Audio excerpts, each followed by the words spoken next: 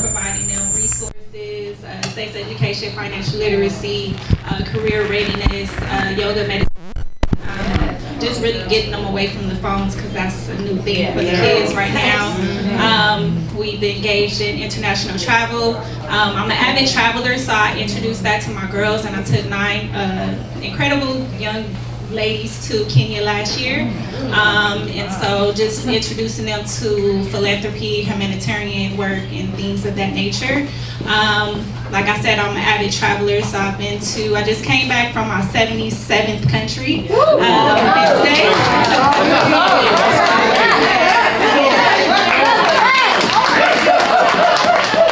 My travel addiction has been, is really an addiction.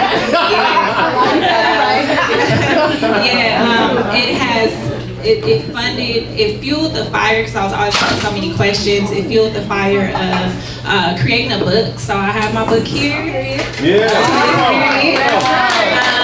And so it's a how-to travel book. I also have a business which is called More Life, and it just sells any and every travel accessory you can think of. And I'm also in school to become, I'm 9 months away from becoming Dr. Morgan Lindsay. Okay. I'm getting my doctorate in nursing practice with the emphasis in educational leadership. So, beautiful. Yeah. That's right. Clap it up for that. That's beautiful. Lupe. Talk about inspiration. Hi everyone, my name is Lupe LLerenas. I'm a bilingual on-camera host and entertainment journalist. I've been in the game for about 7 years. You probably have seen my work, or my work can be found on sites like Homegrown Radio, Hip Hop DX, iHeartRadio, BET, and so much more. And I'm just excited to be here and talk with everyone and be alongside these talented, amazing women. So let's get it. Clap it up for that. Y'all clap it up for these ladies. Woo. It's beautiful to be here, y'all. It's beautiful to be here. I love it. Starting with LASPEAKS volumes, very heavy on the affirmations and healing. If you follow her, you can see her talk, in the mirror and affirm herself and give her those positive. She gives herself the positive feedback that maybe nobody else is going to give you. I want you to speak on why that's so important, because I've had to do my own self-healing. Like I said, it's taken me 5 years to get here. I overcame the insecurity, not overcame, because I still battle it. Before I do my panels, I feel like I start to feel depressed, uncertain. Is it really going to work? Does it really have the impact you imagine? And I literally go through that. Like, I swear, the week before, my emotions were up and down, swear to you. Wanted to cry. I damn near thought about calling it off. You know what I'm saying? Like, I went through that. And I had to talk to my wife. Shout out to my wife, she over there. I had to talk to her. And she gives me these pep talks, and she like, nigga, you better know yourself. You know what I'm saying? So, let's talk about the affirmations and healing. By the way, every panelist gets 2 to 3 minutes. Somebody should be keeping time. You get like a 30-second and 10-second time. So 2 to 3 minutes to respond. Let's talk about that affirmations and healing. Okay.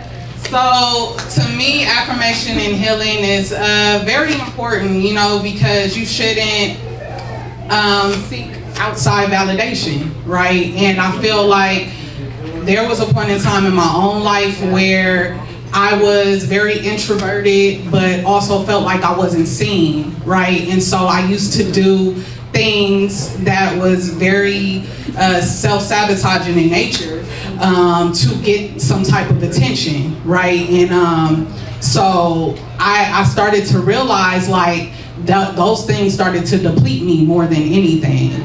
So what I started to understand, and as a 35-year-old woman, I understand now that it counts so much more to build yourself up, and get to know who you are, because at the end of the day, once you establish who you are, nobody else can tell you who you are. Come on, straight like that. So, and I'll be damned. I did a lot of work. You know what I'm saying? And I'm still doing the work. And that's the thing. That's why the affirmations are important on a daily for me, because it's like the work doesn't stop, you know. I still have those days where I'm just like, I got stuff to do, but I'm not full, my cup isn't full, right? And I still have to believe in myself and take that chance on myself daily, you know. So that work, it's hard, but it's so necessary, and it's so fulfilling when you get to see the results of that. Now when I look in the mirror, what I was affirming before, I'm not affirming now, because it's like, now I'm saying you did that. Cause look at you. Come on, right? That's right, yeah. You know, and but life is gonna keep happening, and we just gotta keep taking those chances on ourselves and believing in ourselves. You know, you can't give to others what you don't give to yourself. That's right. Come on, clap it up for that. Let's go, Miyoshi. Talk about self-healing affirmation. What's your version of that? You know, she said it so well. I personally have always had a very supportive family, right? That have always, like, as soon as I wake up, God is good and God created you. You know, like I was like, I sure did, right? And I because I have that faith-centered, and I'm not pushing God off on anybody else, but because I have that foundation, I know that I was put on this earth for a reason. So the days that I wake up and I'm like, man, I really don't feel like doing step 1 today, but if I don't do step 1, I'm never gonna get to step 2, and I really want to get to step 10. So I have to speak to myself. I have to say, Miyoshi, do you want it? How much do you want it? You're wonderfully and created, wonderfully and fearfully made. You are made in His image. You are made to be victorious. And these are things that I have to say to myself in the mirror every single day, because I work in news. Y'all know fake news. You don't know what you're talking about. You're not telling the truth. And then I have the Fox brand behind me. By the way, I do not work for Fox News. It's Fox 4, owned by Scripps. Okay, I'm in the community, in the streets, talking to the people, hearing what they have to say, and getting answers for them. Okay, so I just wanted to separate that, because when people see that, they be like, you one of them. I ain't one of them, but I'm his. And I think that's what created my foundation, was knowing that I'm his and that my life is purposeful. So I just want everybody that ever comes around me to bring their authentic self. Sometimes you don't feel like doing it. Sometimes you don't feel like you have the resume to even apply to the job. But if it's in your heart, if it's in your soul, if you know that you are going to put in the work to do it, then you're built for it, period. And I think that's my affirmation. I'm just like, I'm built for it every day, and I choose to be built for it every day. Clap it up for that. So, what's the question again? What is your version of affirmations and healing? And Okay, what has that so- been like for you? So, I don't know if is this a PG-13 or? You tell it how you want to. Come on. All right. So, my daily practice is actually, and it probably shows in my work, my daily practice is, how you gonna fuck them up today? That's right. Yeah. I wake up at 5:30 every morning. My mama was back there, she'll tell you. Shout I out wake to up Mom. at 5:30 in the morning. Yeah, clap it up for moms, man. But 5:30 in the morning is 8 o'clock on the East Coast. I'm speaking to the East Coast in my messaging every day, because they are the leader of time in this country. So I want to start off with them, and then let the wave come of time come. And so I think about what my message is for that day. What am I going to do to be like, what the fuck Cammie doing today? She just fucked us up today. That's my daily affirmation. But because we are all emotional beings, we get hit left and right with all kind of bullshit. My main thing is that if I cry, I run to the bathroom and I look at myself in the mirror and I tell myself, you're not gonna look like this next year. You're not gonna be crying like this next year. You're gonna be better than this next year, and you're gonna multiply and continue to multiply year after year, no matter what. When people are here to tear you down. We deal with spirits. I don't deal with just people, even though Carisma's not people. But I deal with entities, and they're here to fuck you up. That's real. And I just get straight prayed up from not just me, my grandmother who prayed for me continues to be resident today. So that's I am not just a publicist, I'm aware of spiritual beings and the energy that you put out through my artists, through the businesses that I work with. It's about energy. And that energy doesn't flow through you into your people, into your clients, into your base, they won't feel it. So when I wake up in the morning, I say, how you gonna fuck them up? Come on, clap it up for that. That's right. Yeah. Let's go, Carisma. Come on. Go, Cam. Go. Fuck them up. They're like, I don't know, I'm at an age in my life where I don't personally look at myself in the mirror anymore because I don't have the answers, and I've gone through so many ups and downs and L's based off my decisions. So I really just try to talk to God, keep me going, because I literally want to quit every day sometimes, even someone like me. I be wanting to walk away from it all, and He keeps me here. So like, I'm just gonna do what I'm supposed to do, and I know I'm supposed to help young talent, young artists from the West Coast, and that's really all I try to do, and just fight for positions of power at this point. Because, you know, the men versus the women, they make a whole lot more money than someone like me in radio, even though I'm the second biggest one up there. So I just thank God, because He keeps giving me this competitive spirit that allows me to get up out of bed and keep it going. And so thank God. That's the only reason. I don't listen to myself no more. I'm an idiot. I fucked up a lot. So thank you, God. Thank God. Clap it up for that. Clap it up for that. That's a good. Thank God. What's up with you, Neekko? What's going on? Come on, the key.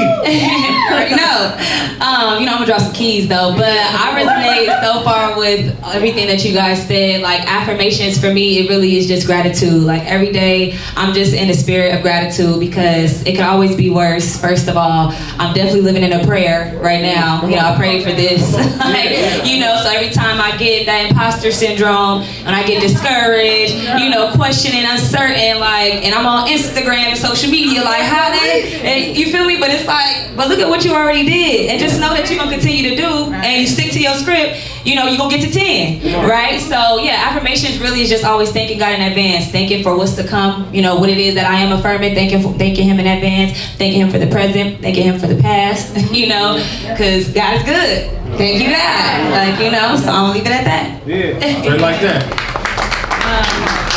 So with it's a two-part question. In regards to healing, what I would say is to go back to your childhood.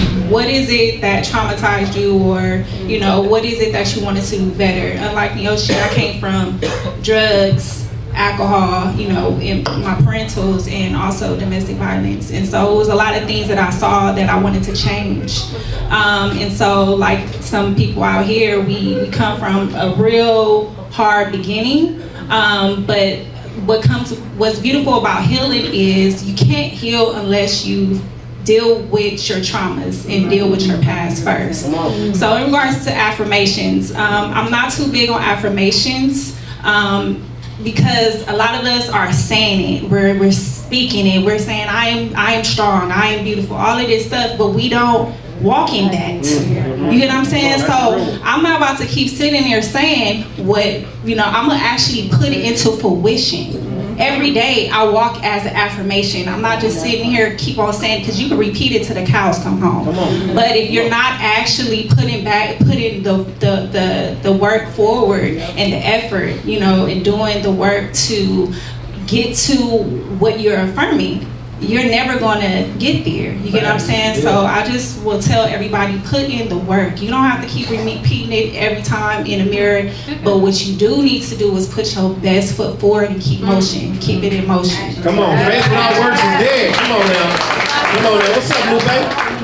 For me, I am my ancestors' wildest dreams. So I wake up every day and I thank God, as it was previously said. But I'm huge with gratitude, as it was mentioned. Whether it's good, whether it's bad, every night before I go to bed, I am thankful. Whether the day went good, whether the day went bad. And another thing, when I wake up, that's another thing that I am thankful for. Come on, because that's right. it allows me to wake up and live out that dream that I want to work for and continue to work for. So definitely gratitude and just being my ancestors' wildest dream as a perseverance woman, brown girl, and just allowing myself to see myself walk in the steps of what they wanted to. That's right. Clap it up for that. Carisma, y'all. I'm loving this right here. Don't trip. Right? See, with this platform, what we do is talk about what you go through, because we know you're successful, but there's somebody out here that needs to understand, oh, they went through that, I can go through it too. That's what it's all about. So let's talk about it. Carisma, you went to radio school in Minnesota, you know, worked 3 jobs. He's taking it back. How you know this? How you know this?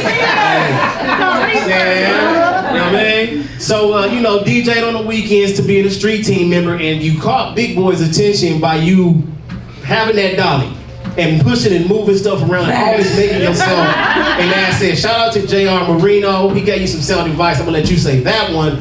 But I want to touch on being an asset to a situation. A lot of people kind of want to come in and they want to see what they can get out of it instead of figuring out how they can add value. When you can learn how to add value, people can use you, not take advantage of you, but use you and you can be of service. So talk about being of service, DJ Carisma. I love being of service. You know, my mom was someone who didn't call in sick.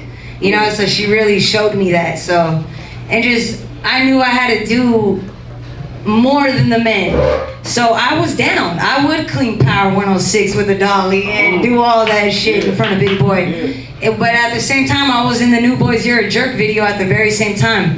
I always kept myself humble. I never felt like, I always feel like I gotta put in the work. Even to this day, I feel like I gotta fight. I have a fighter spirit, so it ain't easy, you know, but just really just do it all. I did it all, from weddings to quinceañeras to DJing on washers and dryers to breaking YG. You know what I mean?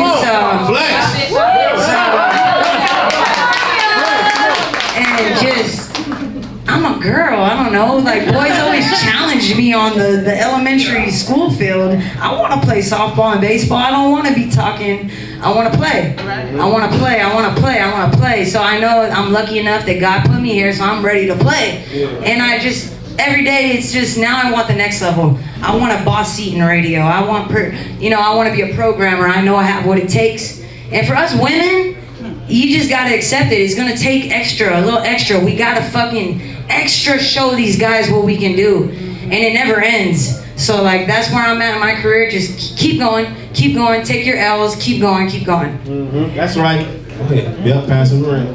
What does that look like for you? Come on. I mean, I have a nonprofit, so I'm always of service. I come from a selfless mother. I'll really say that specifically.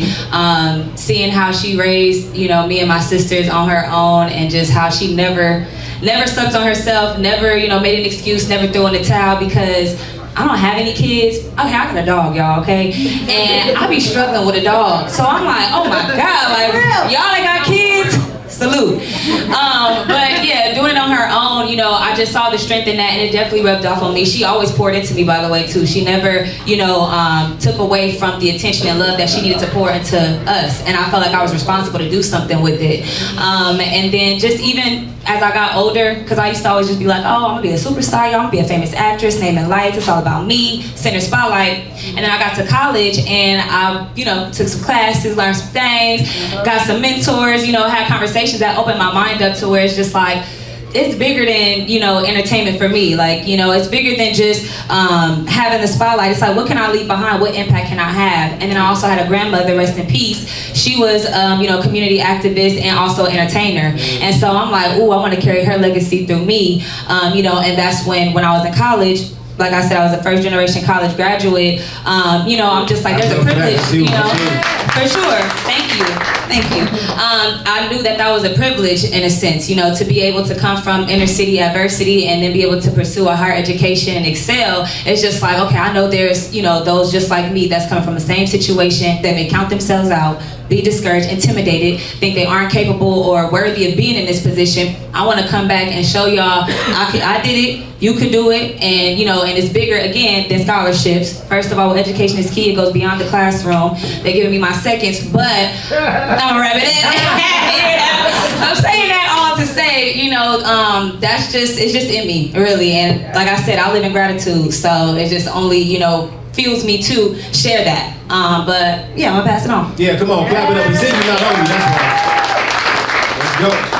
In regards to what's the question? How are you being of service? You know, what does that look like? So to every you? day, I'm a registered nurse. I've been working for the County of Los Angeles for 17 years. Ooh, Where I started there as a nursing attendant.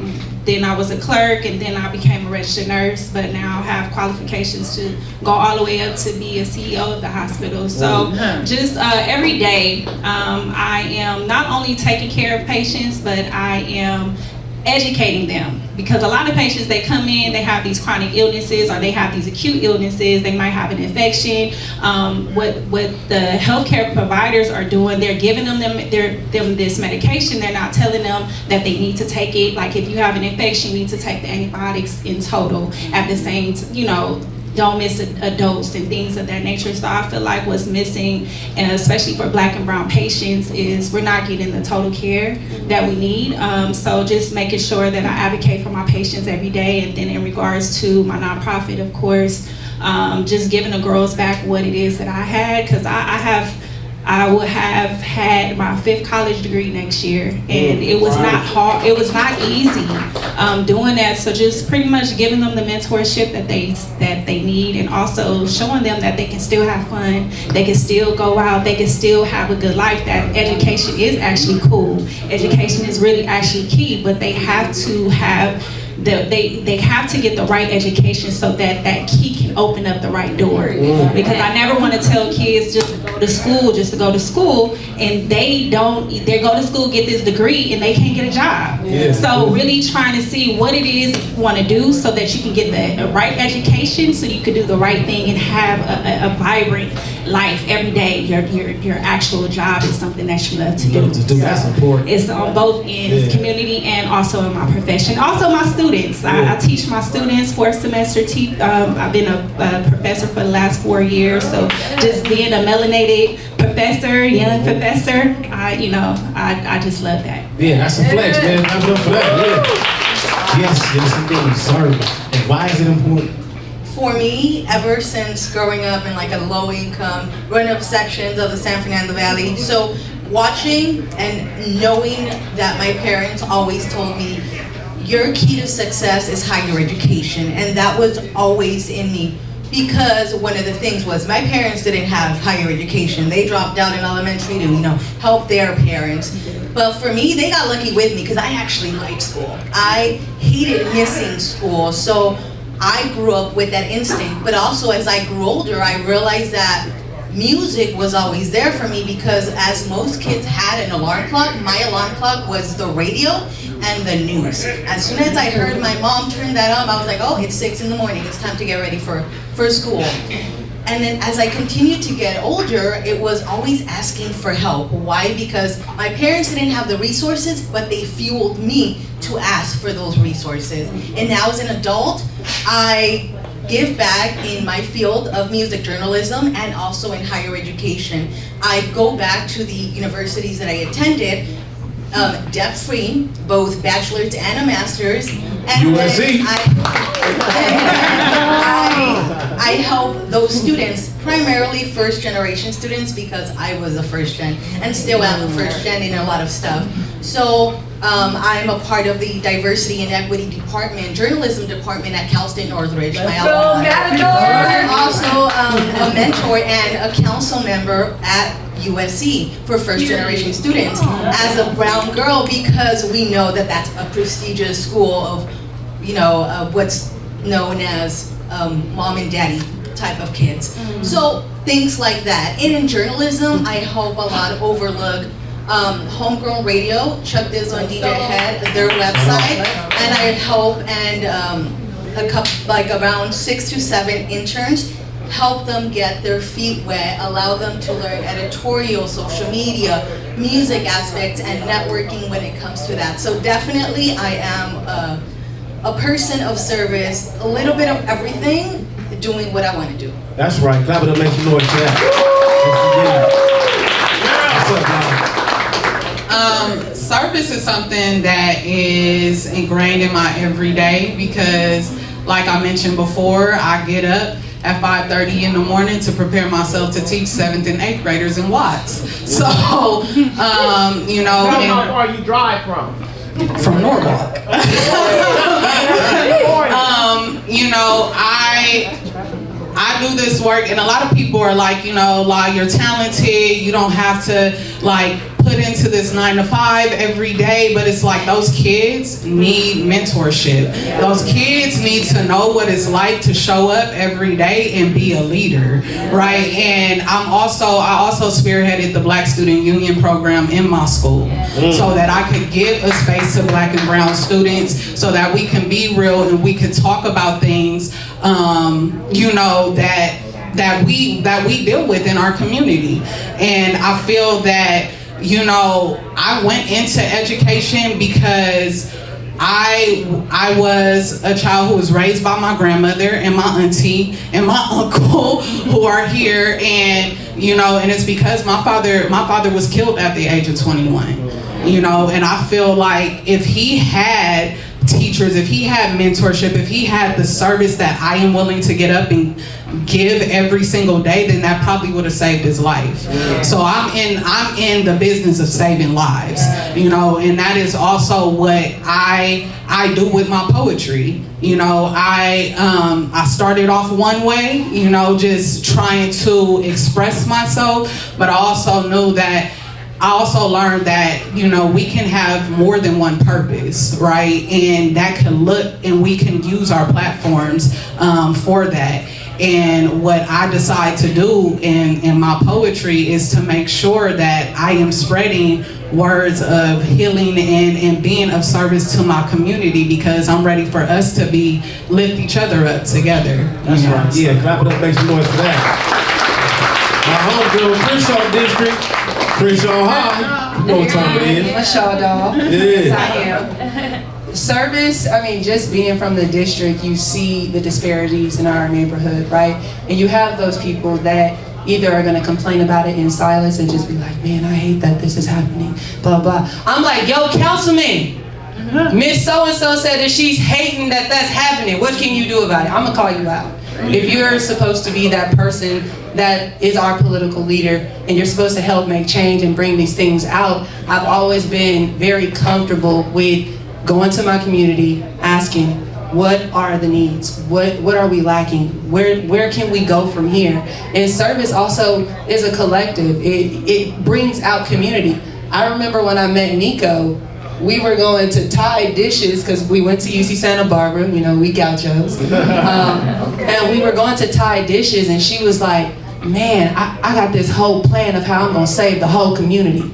And I'm like, I need to be with her because she's in the business of saving lives. So service for me was getting with people of like minds that wanted to do the work. Because yes, you can be that one person, but if you don't put yourself in spaces to bring a collective and a group of people to make change, I'm sorry, they gonna hear you and keep on going and go to the next agenda item. So when I got into journalism, I was like, okay, y'all are telling me this is happening in your community. I'm going on the news, I'm gonna say what I'm gonna say. I see 30 seconds, yep. I'm gonna go on the news, I'm gonna say what I'm gonna say, but I'm gonna tell y'all the meeting is on Tuesday and I need y'all to be there at 5:30, and when it's public comment, I need y'all to voice your opinions, because then they see numbers. So I'm here to educate you on how you can get that change. And I think that was something that my mother taught me, my father taught me, is like, don't be quiet if something is being done wrong. At the end of the day, don't be quiet, and then don't complain about it, and then go on with your life, and you ain't gonna do nothing. So do something, and I'm gonna always stick with my sister, whatever she do, because I know she's in the saving lives business. Now I'm gonna be with La.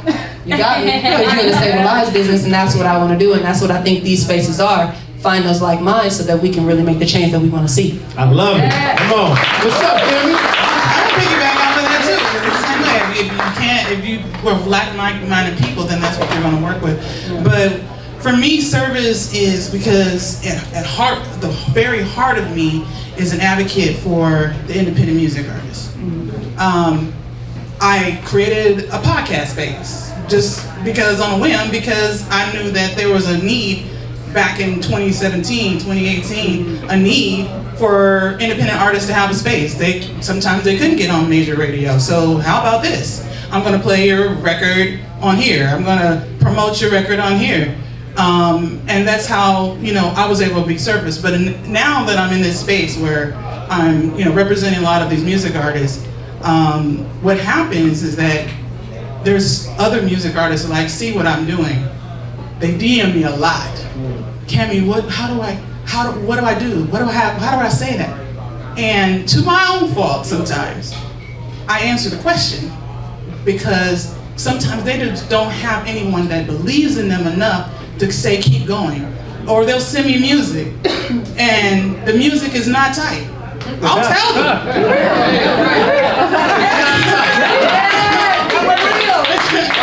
I'll tell them. And I'll say, you gotta get back in the lab. But not in a way of stopping. Because it might not be where you aren't great at it. Maybe it's an engineering problem. Maybe it's something in your lyrics. But I'm not telling them to stop their dreams. Right. That is my service.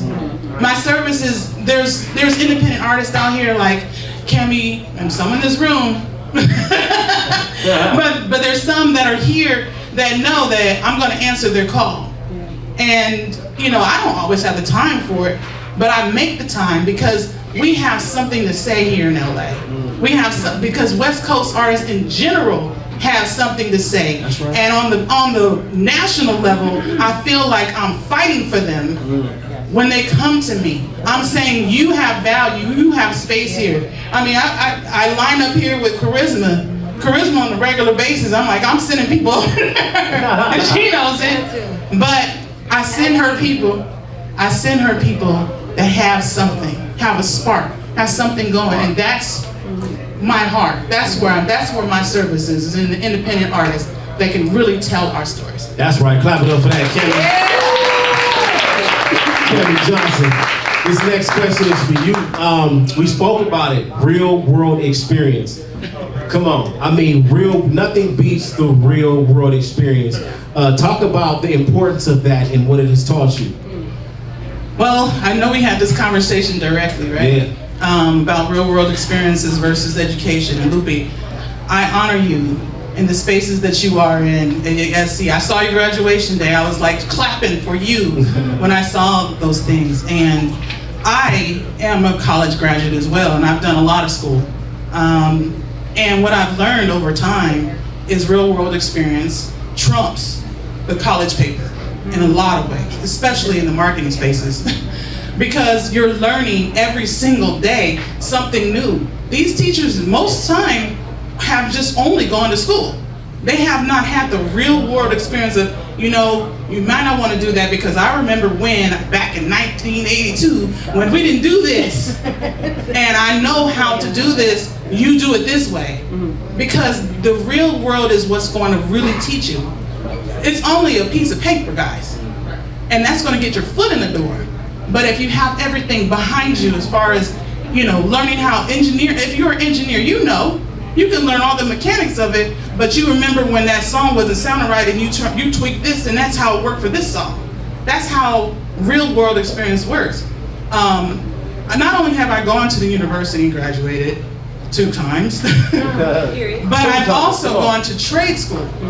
I went to LA Trade Tech. And at LA Trade Tech, what I learned from there. Yeah, clap it up. We got some LA Trade Tech members over here. Come on. They up in here. LA Trade Tech, I don't care. Like, you with gangsters that's on probation and you are there.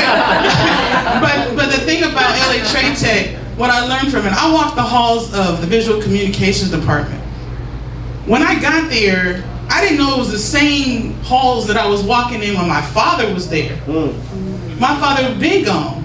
And I was walking in those halls. I knew he graduated from there, but I didn't know he walked in those same halls. And the teachers that I met there are so valuable to me because they taught me, if you go to the university, you're going to learn this way. But I'm going to teach you every single thing, how to do this graphic design here, how it works in real life. how it really works. How do you present yourself in this way? And the best part of that education was the most valuable. Even though they say that trade tech is not valuable, it's the most, learning a trade. Even if you have the world experience and you haven't, learning a trade, shoot, I don't care if you are a rapper, learn how to do some plumbing. Come on. Learn how to do, how can you do spray painting? How can you do silk screening? They got all that there at trade tech. Let's go. So it's a very important component. Yes, I am an advocate for schools, but I'm also an advocate for people learning the hustle. Yeah. And trade tech has always been that hustle school for me, even though some people, they're forced there because they've been in circumstances they shouldn't have been. But once they leave there, they leave in there with the best in education. There are people there, that's why Kanye went there. That's why people from Cross Colors, T.J. Walker is a professor right now as we speak at Trade Tech. Yeah. So there are people there that give you the right tools, the right things, and I'll speak it to the end of my days. I did everything I was supposed to do when I went to Trade Tech. That's right. Clap it up for that. Come on, clap for Trade Tech.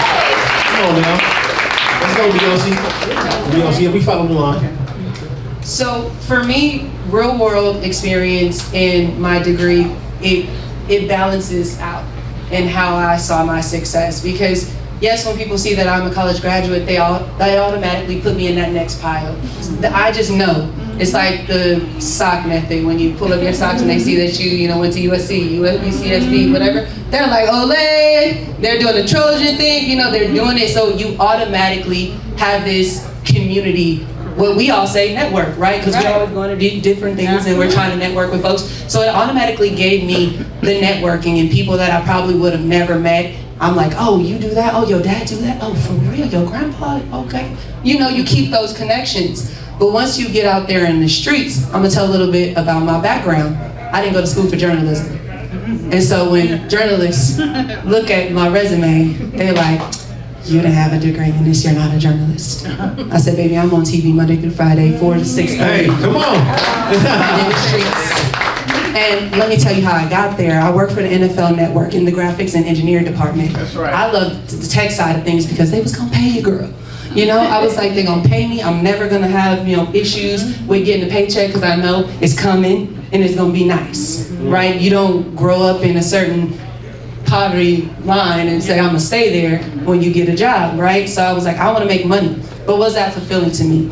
It wasn't. COVID hit, and my boss came up to me one day and was like, Miyoshi, do you feel like you're reaching your full potential? I said, bro, are you trying to fire me? First off, because everybody's getting dropped like flies. And I'm like, well, I always wanted to be an anchor because I felt like I've always been a voice for the people and I've never been afraid to go knock on some doors, ask some questions, and do those things. But, to start it, you make pennies. You don't make no money.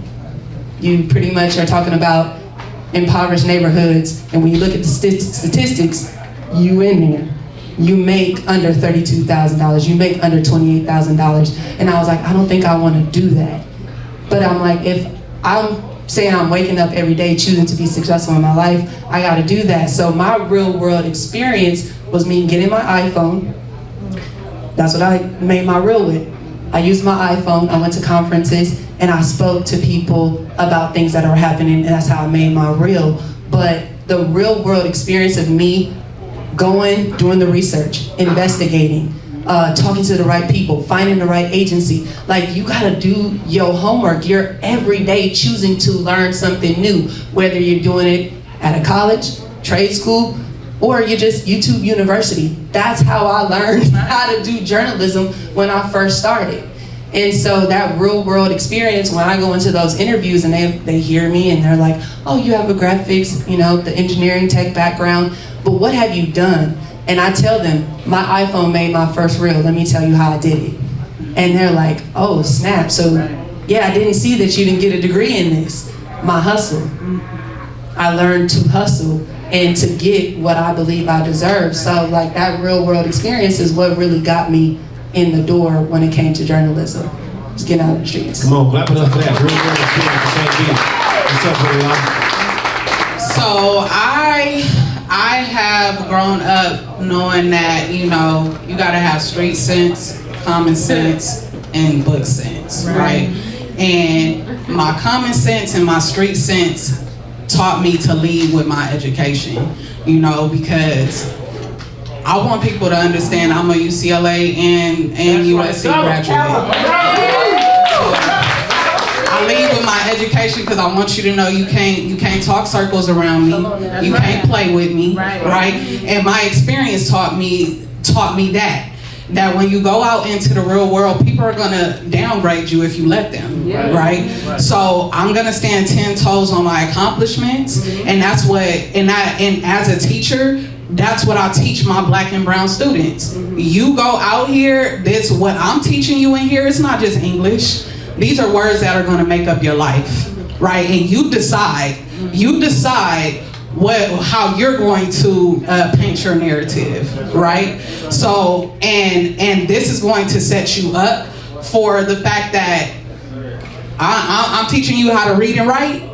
You gotta know, that's going to build your experience out there, right? So I'm like, I teach my students, and I also have taught myself how to be multifaceted, right? I could wear as many hats as you ask me to. And if I don't know today, I'm gonna make it till I make it, okay? Until I figure it the hell out. Because my thing is that, you know, we have to not limit ourselves, right? And that's what I got from you, you know what I mean? And Miyoshi, like, we have to understand that we have to build ourselves up in more than one way. Education is one, right? But get out here in the field to really see what it's about, right? And yeah, so I ain't going nowhere without my common sense, street sense, and book sense. Come on, that's right. What's up, Lupe? For me, the hustle that sets me apart, everyone has a hustle. We have our own specific hustle. I have my hustle. So waking up every morning, wanting to do what I want to do. When I was in undergrad, I had a gender women's studies major, but I knew that I wanted to go into journalism. I wasn't quite sure how the heck I was going to do it, but you best believe I lived in the journalism department asking questions, realizing that I needed to ask the questions, write, edit, find how to use Photoshop. Every little thing that I knew that I could do, I was doing it, which led me to the next opportunity and going up there and showcasing and saying, hey, I want to do this. But yes, I am telling you, but I'm also going to show you. So also not just saying, oh, I want to do this, but also showcasing that you have what it takes to do whatever you wanted to do. In my case, music journalism. So I got my first internship after college, when you're supposed to get it in college, not because I was lazy, but because I kept getting rejected. However, I wasn't gonna let that rejection stop me from actually getting it.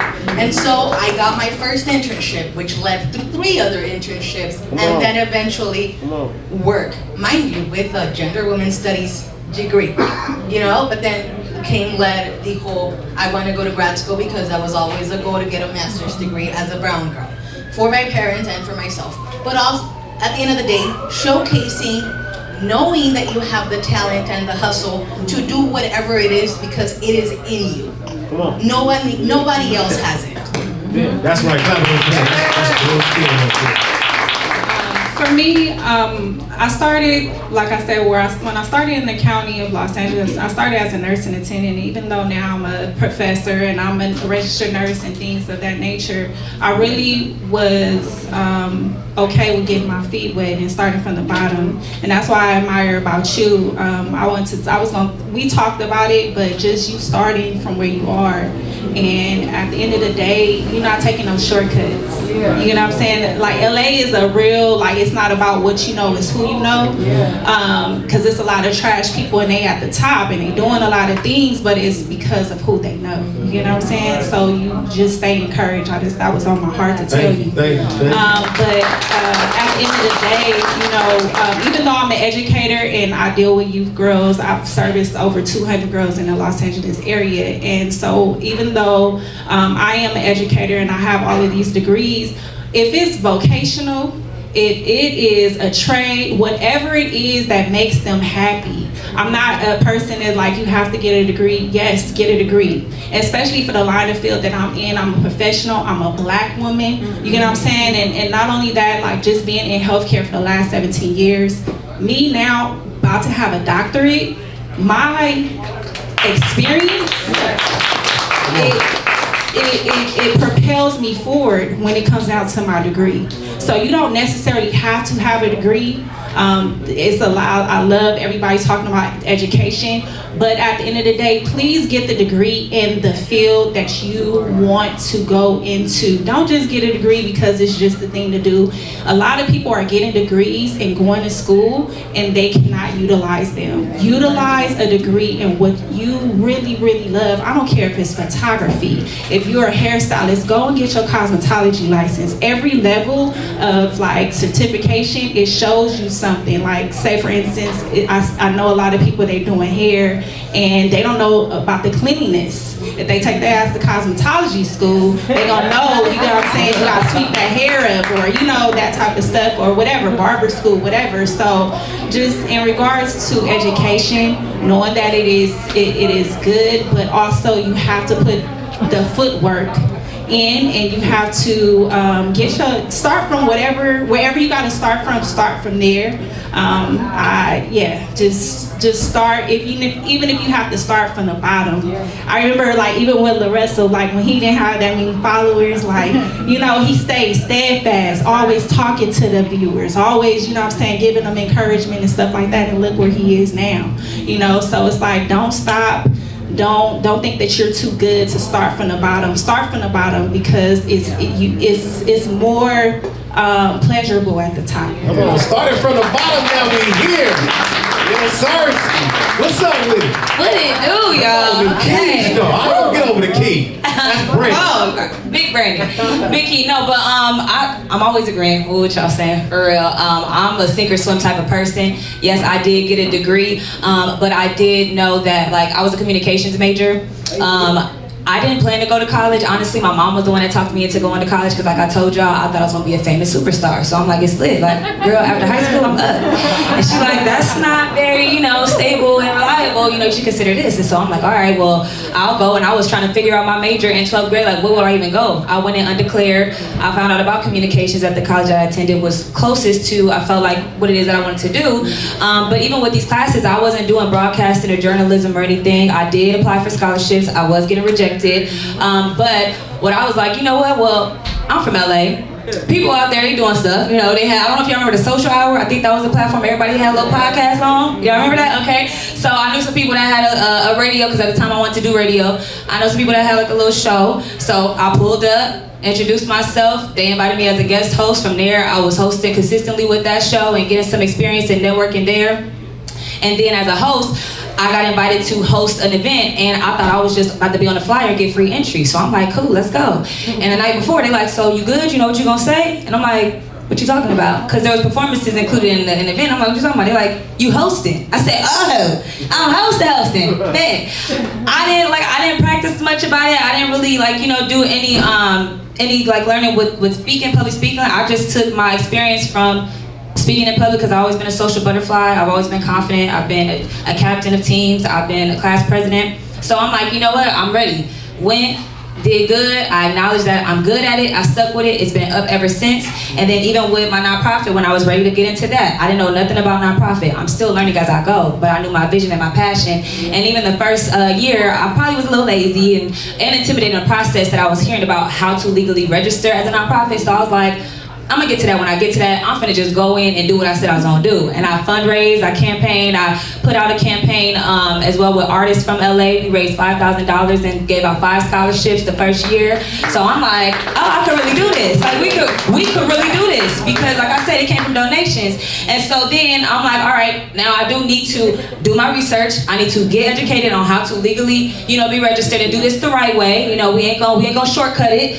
And so, that just always made me realize, like you said, get in the field, like hands-on experience, real life experience is really the best experience. But then you still gonna need that education. You still gonna have to learn every day, regardless if it's in a university, trade school, from a mentor, the library, your phone. You have to learn. So, like you said, I'm always coming with my common sense, my book sense, and my street sense.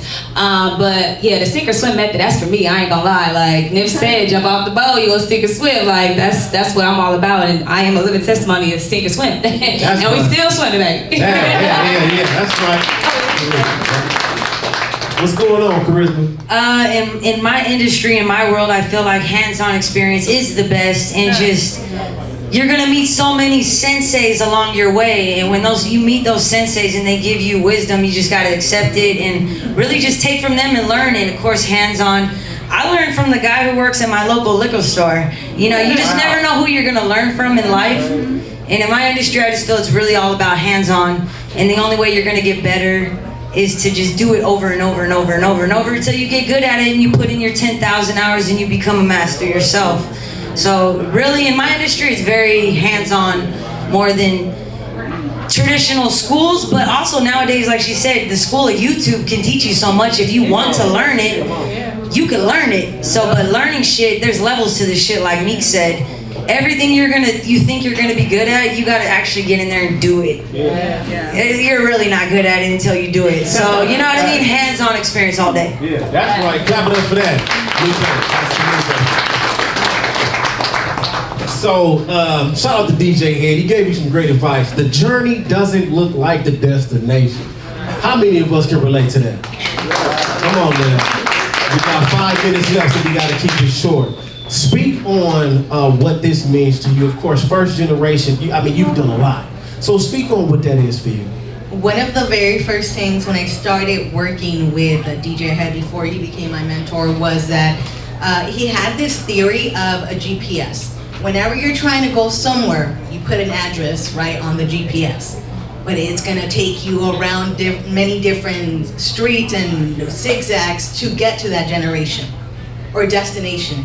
That is the way that your career or your life is gonna go. You have a set mind to a goal or something that you wanna do, right? But it's not always gonna pan out. You have to go left or right. So every hardship that I've endured has allowed me to be more resilience has allowed me to see how valuable I am to the situation, and it has allowed me to grow even more.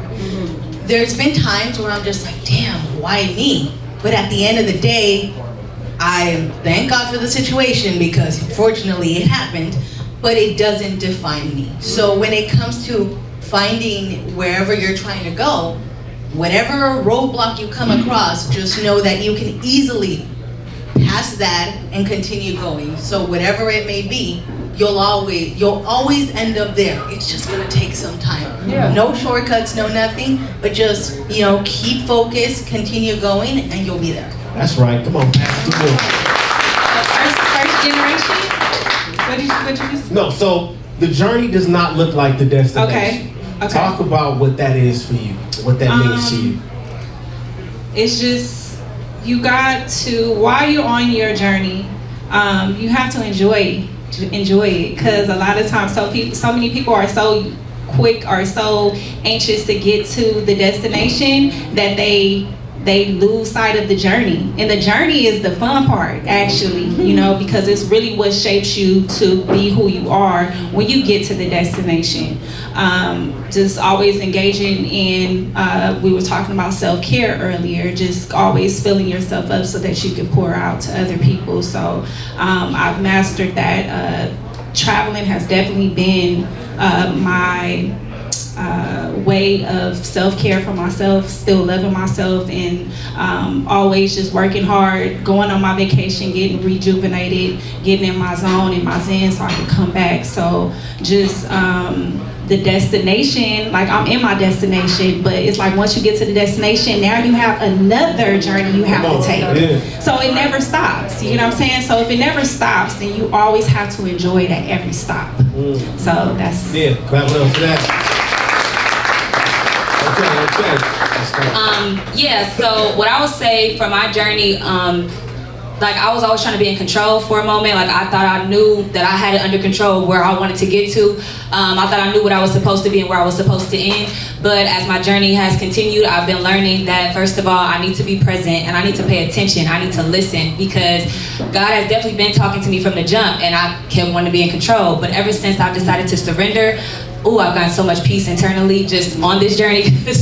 I mean, like, what are you talking about? What you want from me? But yeah, just surrendering. I feel like you need to surrender on your journey and pay attention, listen and be obedient. I definitely thought I was supposed to be the biggest host on all the stages, but I feel like my calling has really been to community, you know, and just sticking to that. Like, so even with this nonprofit journey, I'm excited to see, you know, what it really turns into. I'm leaving it to him. I'm not questioning no more. I'm just sticking to my script, you know, doing my part and letting the universe and God do the rest. And I'm gonna keep it right there. That's right. That's right. We got 2 minutes, so we'll probably finish off with Carisma, but we'll give 10 minutes for the audience to ask some questions, because maybe I didn't ask them all. So yeah, let's go, Carisma.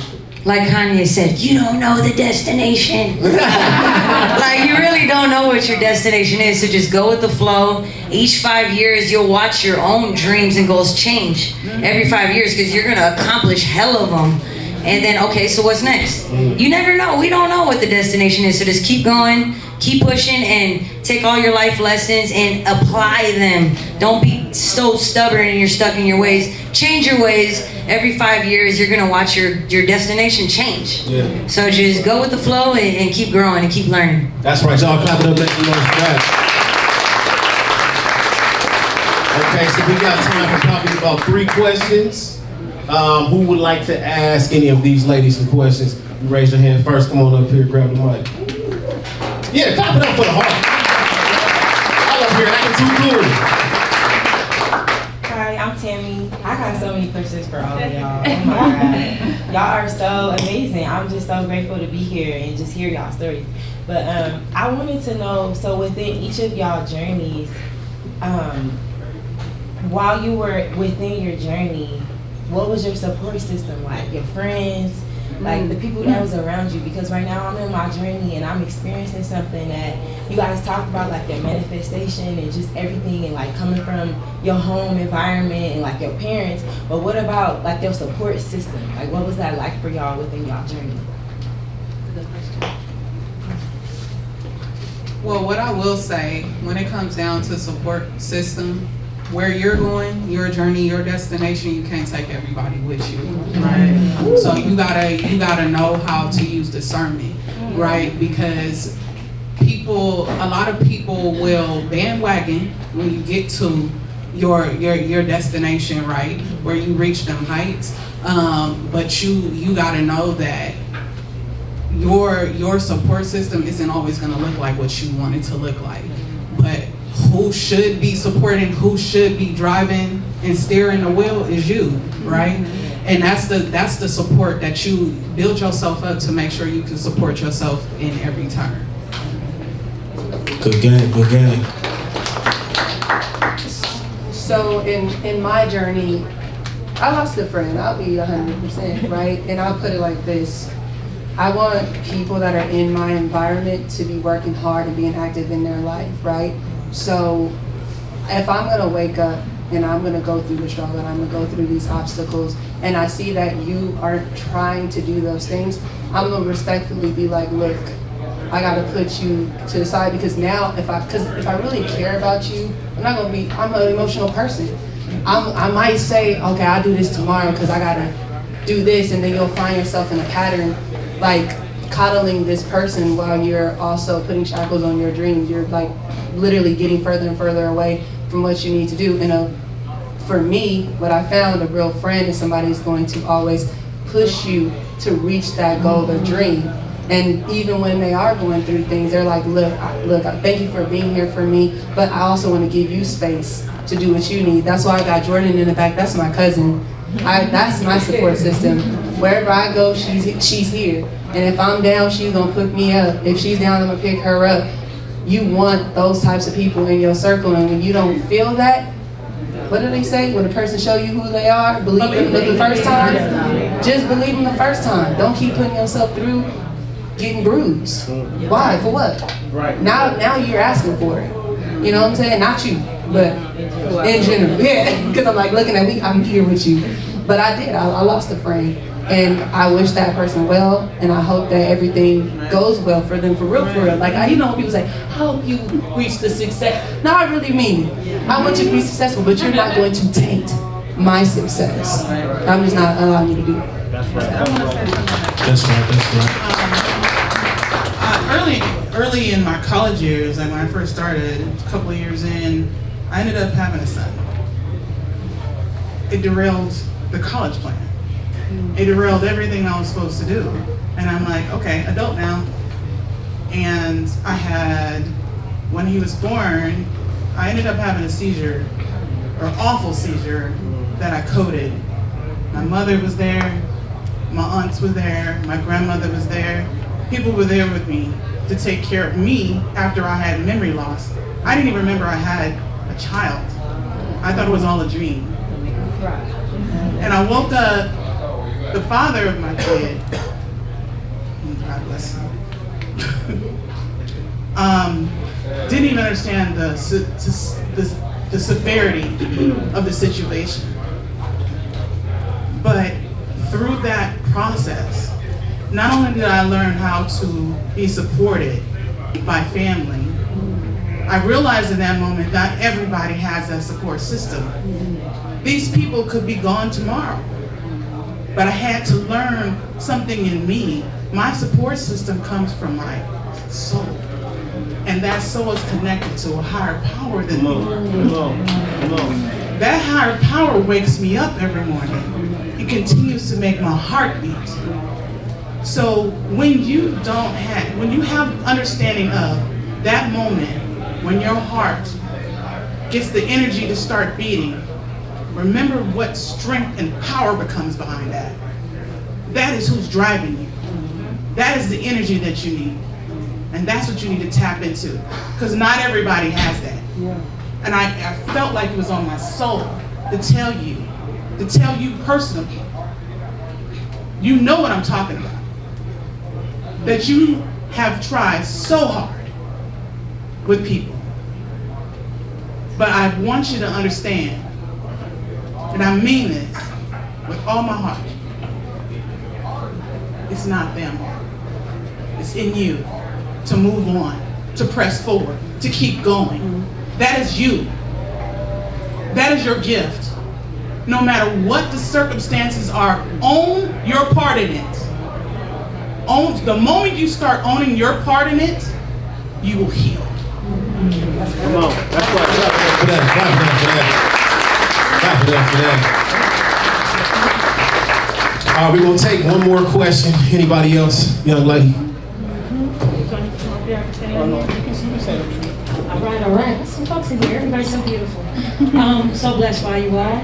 I'm a mother, a teacher, educator, friend, and I've heard all of your stories. I can relate to every single one of you. Music artist, supporter of people in my community, my homies, nonprofit I'm starting.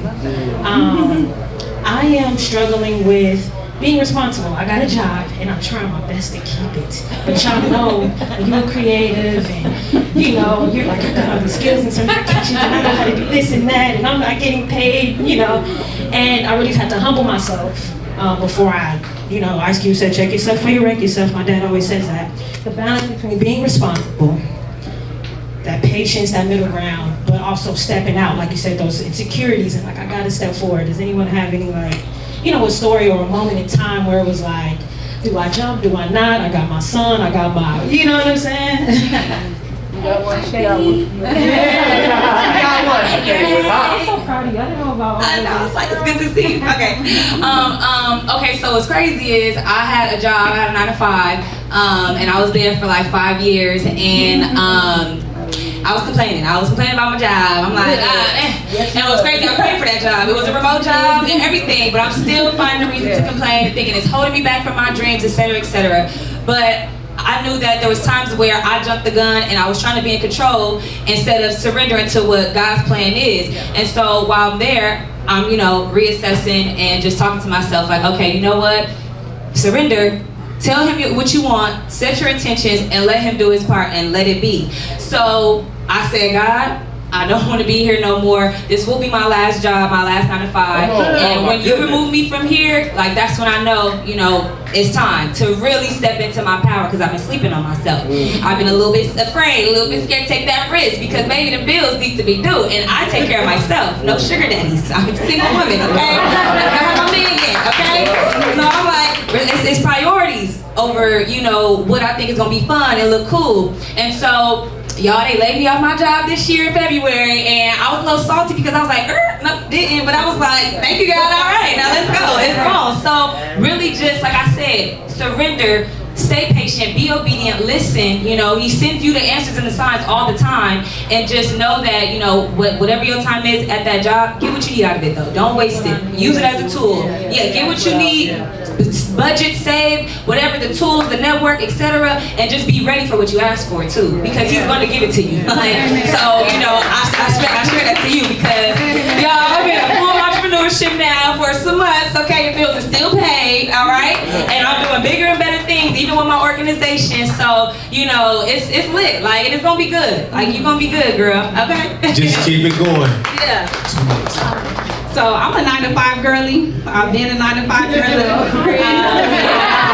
I need my shake Like, I have my business, but at the end of the day, I would say if your ultimate goal is to get out of that, leverage your job now to fund your dreams. Right. You know what I'm saying? I love going to work. I don't have a problem with it. It's not for everybody, but like I was talking, we was talking earlier about like in a black community, everybody want to be the boss. Come on. Everybody want to have businesses, but we're the #1 consumers. All of us have businesses. Who are we going to consult for professionalism?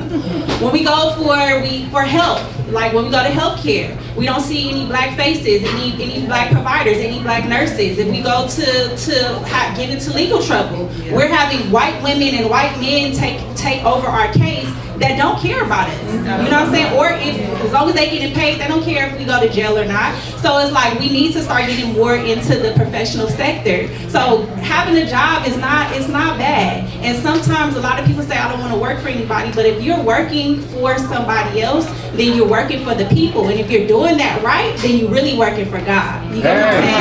So at the end of the day, it's okay to work.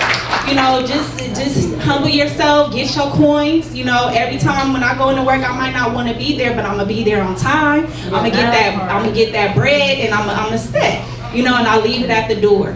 So also to you, I kind of felt like your disparity, and I know what you're talking about. What you're talking about, you say you don't want to go get into it, but with growth comes grief. Yeah. You have like the higher you go, especially in the hood, like you know what I'm saying, when I'm going up and I'm going up or whatever the case may be, but I couldn't expect everybody to be there for me because what I'm doing ain't nobody did. Right. So when they weren't there for me, I didn't take it personal. Right. I just said I need to isolate myself. I need to do what I need to do for myself. Yeah. And then that turned into inspiration. So now all of my friends, they took my, took what I was doing as motivation, and now they're able to be there for me because they understand what it was that I'm going through. So whoever's not there for you, maybe they might not understand what you're going to. Don't take it personal, but isolate yourself because you have to do that so that you can get to the next level, especially if you're doing something that ain't never been done before. So it's okay to feel grief. It's okay to have loss. I've lost some friends, but my real ones, they still there. They ain't going nowhere. Come on, clap it up for that. Clap it up. Y'all make sure y'all clap it up for these ladies on this Clap It Up panel. Real quick, we need to take a group picture. So please, y'all get the pictures, y'all get the videos right now. This is another class of a Clapitup LA panel, and it was so successful with these ladies. Beautiful situation.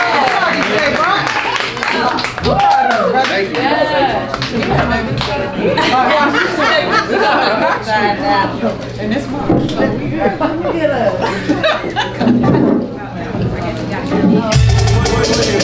ahead.